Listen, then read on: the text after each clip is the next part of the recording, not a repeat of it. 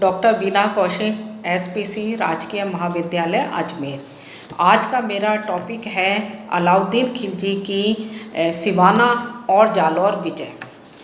1308 में अलाउद्दीन ने उत्तर भारत के महत्वपूर्ण राज्य सिवाना और फिर उसके बाद में जालौर पर अधिकार किया। सिवाना दुर्ग का जो शासक था वो था शीतल देव चौहान। ये कन्नड़ देव चौहान जो जालौर का शासक था उसके अधीन था और अधीनस्थ रूप से वो सिवाना पर वो अधिकारी था। अलाउद्दीन ने यहाँ इन दोनों राज्यों की विजय में अपना प्रमुख सेनापति नियुक्त किया कमालुद्दीन गुर्ग। अलाउद्दीन ने शक्तिशाली सेना के द्वारा इस दुर्ग को घेरा डाला और फिर बाद में जब ये शक्तिशाली दुर्ग उसके अधिकार में नहीं आया तो उसने छल का सहारा लिया। छल से उसने दुर्ग में जो पानी का एकमात्र कुंड था उसमें गाय का रक्त मिला दिया और उसके अपवित्र कर दिया। शीतल देव चौहान इस संघर्ष में लड़ता हुआ मारा गया। कमालुद्दीन गुर्ग को बाद में विजय होने के बाद में सिवाना का प्रशासक नियुक्त किया गया। दुर्ग का नाम बदलकर उसने खैराबाद रख दिया गया।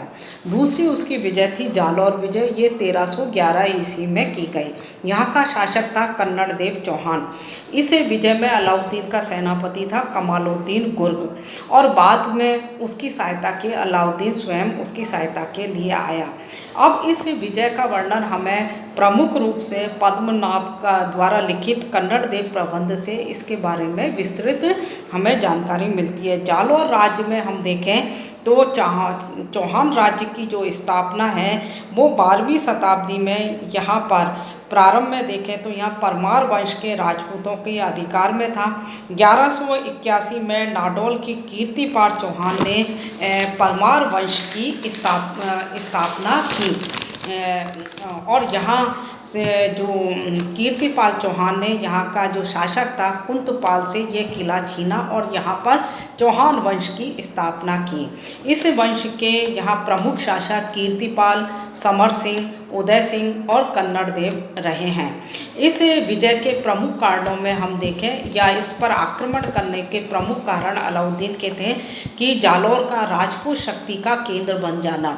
उत्तर भारत में रणथंभौर और उसके बाद चौहान राज्य के पतन के बाद राजपूत जो शक्ति थी वो जालौर में इकट्ठी हो रही थी। कन्नड़ देव चौहान के अधीन वो इकट्ठी हो रही थी और वो कभी भी वो अलाउद्दीन के लिए खतरा हो सकती थी।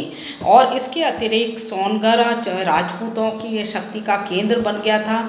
उनके अधिकार में मंडोर, बाड़मेर, रायसीन, भीनमाल, नाडौर, सांचौर, सिवाना आदि मारवाड़ के प्रसिद्ध जो हम कहें प्रदेश आ चुके थे। इल्तुतमिश ने भी जालौर के शासक उदय सिंह के समय में 1228 में आक्रमण किया परंतु जालौर पर वो पूर्ण अधिकार करने में असफल रहा। नासिरुद्दीन महमूद के समय भी 1254 ईस्वी में पुण्य आक्रमण हुआ परंतु उसको सफलता नहीं मिली। तो अलाउद्दीन से पहले राजपूतों और मुस्लिम सेना में संघर्ष चल रहा था परंतु मुस्लिम शासकों को पूर्ण सफलता नहीं मिल पा रही थी। इस कारण से भी अलाउद्दीन राजपूत शक्ति को तोड़ना चाहता था। इसके अतिरिक्त एक प्रमुख कारण जालौर दुर्ग का मजबूत होना। जालौर दुर्ग जो कि सोनगढ़ के नाम से जाना जाता था, मारवाड़ राज्य की सीमा का ये मजबूत किला था। गुजरात, मालवा और दक्षिण में नियंत्रण के लिए इस किले को जीतना आवश्यक था। इसके अतिरिक्त अरब सागर से होने वाले व्यापारिक मार्ग के कारण और इसके अतिरिक्त सैनिक दृष्टि से भी इस किले का महत्व था। अगला प्रमुख कारणों में कन्नड़ देव द्वारा मुस्लिम सेना को जालौर से मार्ग ना देना ये भी एक तत्कालीन कारण बन गया था। 1298 में जब अलाउद्दीन ने गुजरात पर आक्रमण करने के लिए कन्नड़ देव से मार्ग मांगा तो उसने इनकार कर दिया। सुल्तान की सेना मेवाड़ के रास्ते से चली गई। लौटती हुई सेना ने जब जालौर के निकट राजपूत सेना पर आक्रमण कर दिया अतः अलाउद्दीन कन्नड़ देव के इस कार्य के कारण उसे दंडित करना चाहता था।